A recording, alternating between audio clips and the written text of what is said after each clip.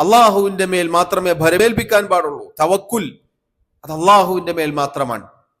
അള്ളാഹുവേ, നിന്റെ മേൽ തവക്കൽതു അലല്ലാഹ് എന്നാണ് ഒരു മുസ്ലിം പറയേണ്ടത്. അവൻ മറ്റൊരാളുടെ മേലും ഭരമേൽപ്പിക്കാൻ പാടുള്ളതല്ല. ഏത് ആവശ്യങ്ങൾക്കും ഏത് കാര്യത്തിനും എൻ്റെ റബ്ബിൽ മാത്രം ഭരമേൽപ്പിക്കേണ്ടവനാണ് ഞാൻ. അത് സഹോദരങ്ങളെ ആശ്വാസമാണ്, സമാധാനമാണ്, സന്തോഷമാണ്. കാരണം തൊട്ടു മുന്നേ നമ്മൾ പറഞ്ഞ ആയത്തുകൾ ഒന്ന് ചിന്തിച്ചു നോക്കൂ. സർവ്വലോകങ്ങളുടെയും റബ്ബാണ് അവൻ. അവൻ പരമകാരുണികനാണ്, കാരുണ്യം ചെയ്തു തരുന്നവനാണ്. അവൻ ഉടമസ്ഥനാണ്, അവൻ അധികാരിയാണ്, സർവാധികാരിയാണ്. ആ റബ്ബിനോട് ചോദിക്കാൻ എന്ത് തടസ്സമാണ്? ആ റബ്ബിൽ ഭരമേൽപ്പിക്കാൻ എന്തു തടസ്സമാണ്? ആ റബ്ബിനോട് മാത്രം അവനോട് ചോദിക്കേണ്ടതായ സഹായതേട്ടം ചോദിക്കുക എന്നത് എന്തു തടസ്സമാണ് നമുക്കുണ്ടാവേണ്ടത്? അതാണ് ഏറ്റവും പരിപൂർണമായ കാര്യം.